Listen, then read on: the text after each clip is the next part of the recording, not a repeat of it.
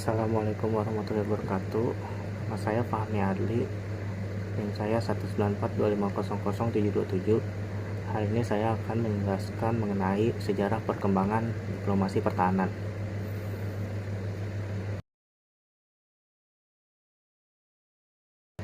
Pertama, saya akan menjelaskan mengenai diplomasi pertahanan. Diplomasi pertahanan terdiri dari dua kata, yaitu diplomasi dan pertahanan. Sebelum membahas definisi mengenai diplomasi pertahanan, pertama-tama saya akan menjelaskan mengenai definisi dari diplomasi. Secara etimologis, kata diplomasi berasal dari bahasa Yunani yang artinya diplom, yang mempunyai arti duplikasi atau menggandakan. Sedangkan kata diploma juga erat kaitannya dengan kata dari bahasa Inggris duplicity atau duplikasi, yang berarti menipu atau bermuka dua. Seperti budaya orang Bulgana yang bila berkata ya, mereka menggelengkan kepala. Dalam Kamus Bahasa Indonesia yang dikeluarkan oleh Kementerian Pendidikan Nasional, kata diplomasi diartikan sebagai urusan atau penyelenggaraan perhubungan resmi antara satu negara dan negara yang lain, urusan kepentingan sebuah negara dengan perantaraan wakil-wakilnya. Diplomasi pertahanan atau yang sering disebut sebagai diplohan adalah aktivitas kerjasama yang negara, baik secara multilateral maupun bilateral, yang dilakukan oleh militer dan stakeholder terkait pada masa damai dengan melibatkan kerjasama militer dalam isu-isu strategis, mulai dari peran militer sampai peran non-militer, seperti adanya pasukan pemelihara perdamaian atau peacekeeping force, menegakkan keamanan, promosi good governance, tanggap bencana, melindungi hak asasi manusia, dan lain-lain. Berbeda dengan masa lalu, di mana militer hanya bekerja sama dengan sekutunya, saat ini kerjasama militer juga mulai dilakukan secara antar negara, bahkan dilakukan juga oleh negara yang sedang bersaing. Ini semua dilakukan untuk mencapai kepentingan nasional dengan nasional negara yang bersangkutan, khususnya dari segi pertahanan dan keamanan, guna terhindar dari terjadinya suatu perang. Diplomasi pertahanan juga dilakukan dengan menggunakan kekuatan bersenjata atau alutsista dan infrastruktur terkait sebagai alat kebijakan keamanan dan kebijakan luar negeri. Lebih lanjut, diplomasi pertahanan dilakukan antara lain untuk mencari perimbangan antara kebutuhan untuk menciptakan stabilitas keamanan regional, peningkatan kapabilitas pertahanan, dan kemandirian perubahan suatu negara.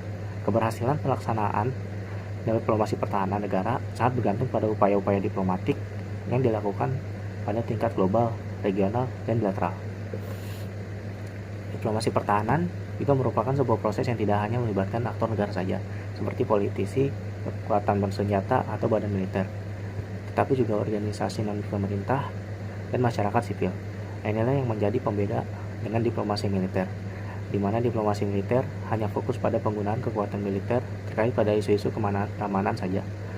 Diplomasi pertahanan bertujuan untuk memperbaiki hubungan antar negara, baik melalui jalur-jalur formal maupun informal, dengan pemerintah maupun non-pemerintah, dengan risiko dan biaya yang rendah. Diplomasi pertahanan saat ini telah menjadi alat penting dalam kebijakan keamanan dan kebijakan luar negeri suatu negara.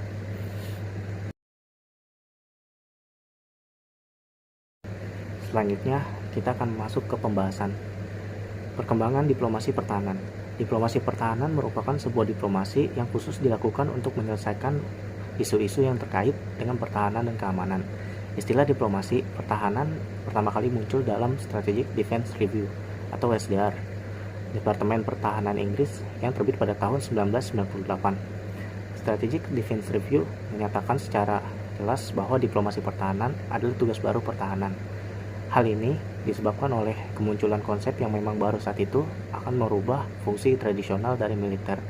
Perubahan dari sebelumnya digunakan untuk mencapai sesuatu secara paksa menjadi kesatuan yang bekerja bersama infrastruktur terkait Kementerian Pertahanan untuk membangun kerjasama dengan negara lain dan mendukung negara lain untuk memperbarui pemerintahannya. Maksud saya untuk memperbarui pertahanannya. Konsep diplomasi pertahanan ini ditujukan untuk mengintegrasikan instrumen militer dan diplomatik terkait pencegahan konflik dan mengelola krisis. Fokus utama diplomasi pertahanan versi Strategic Defense Review yang ditujukan terhadap negara-negara bekas Uni Soviet dan bekas anggota Pakta Warsawa adalah melakukan reformasi di bidang keamanan dan pencegahan politik. Meski istilahnya muncul pada Strategic Defense Review 1998, kegiatan-kegiatan terkait diplomasi pertahanan sebenarnya sudah ada dan telah dilaksanakan negara-negara jauh sebelum istilah itu ada. Dan menurut Korte dan Forster menyatakan bahwa perubahan besar diplomasi pertahanan pada awal 1990-an adalah pola penggunaannya. Yang pada awalnya, diplomasi pertahanan digunakan untuk memperkuat dan meningkatkan kapabilitas pertahanan negara yang bersekutu. Kemudian berkembang menjadi diplomasi pertahanan digunakan sebagai instrumen yang mengupayakan kompromi dengan negara-negara musuh atau yang berpotensi menjadi musuh untuk mencegah konflik.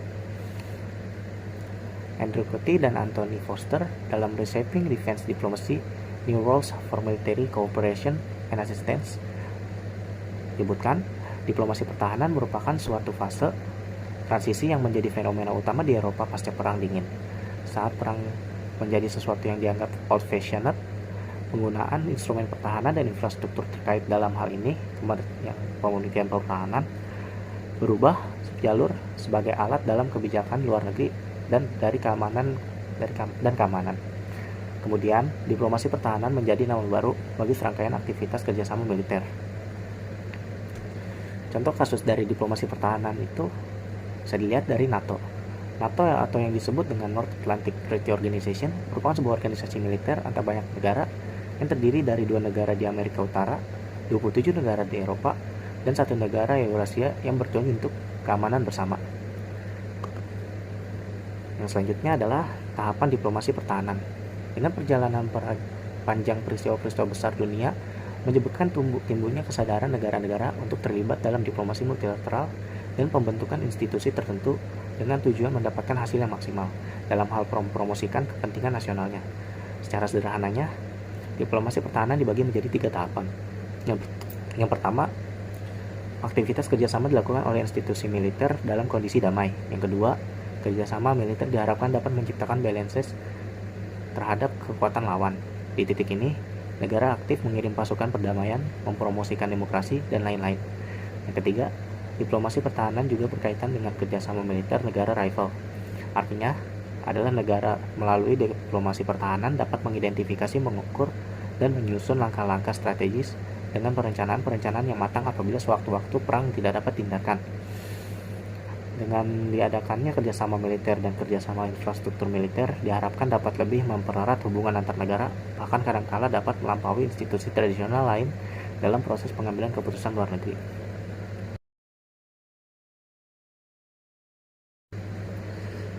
Selanjutnya, kita akan masuk ke bagian yang terakhir, yaitu kesimpulan.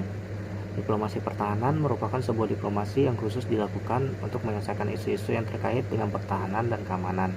Diplomasi pertahanan juga dilakukan dengan menggunakan kekuatan bersenjata, alutsista, dan infrastruktur terkait sebagai alat kebijakan keamanan dan kebijakan luar negeri.